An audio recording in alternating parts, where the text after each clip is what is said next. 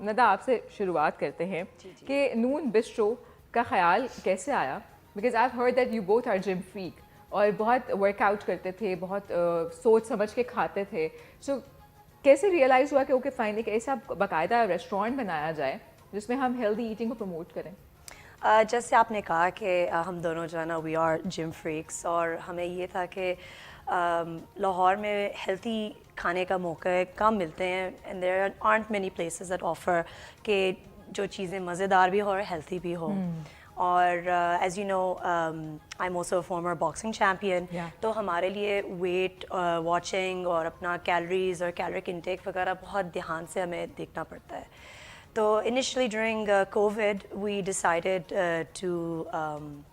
or rather I decided to do salads, and مطلب کچھ friends نے مجھے کہا تھا کہ آپ سیلڈ بنوا دیں اور ہمیں بھیج دیں, تو I used to make salad kits اور میں وہ بھیجتی تھی.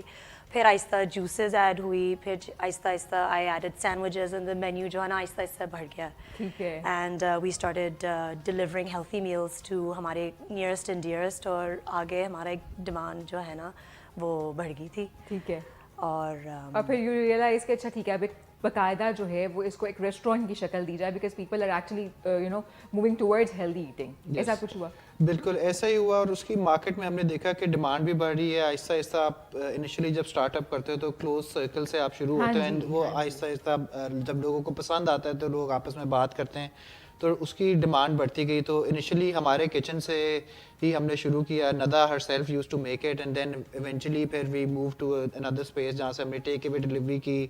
اور ناؤ لاسٹ ایئر ہم نے سپٹمبر کے اندر اپنا ڈائن ان کانسیپٹ شروع کیا.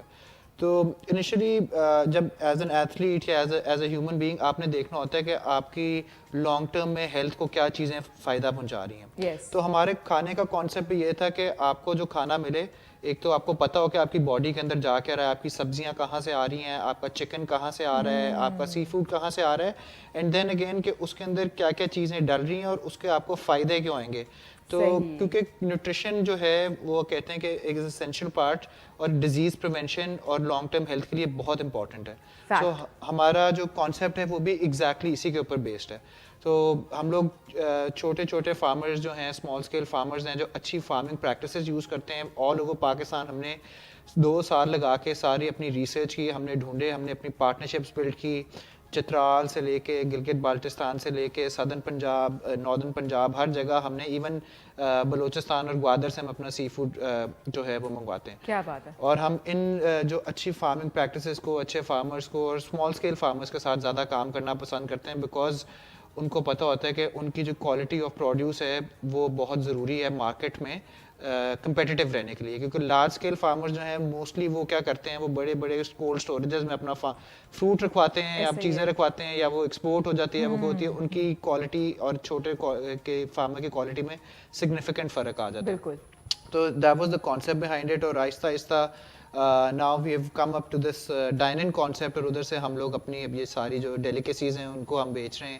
And obviously we are trying to inform and create awareness in the market, کیونکہ آپ نے دیکھا ہوگا پاکستان کے اندر بڑے ایک horrifying facts in the sense آئیں گے کہ یہاں کی پاپولیشن 50 to 60% ینگ ہے, اور 30% لوگوں کے اندر ڈائبٹیز ہے.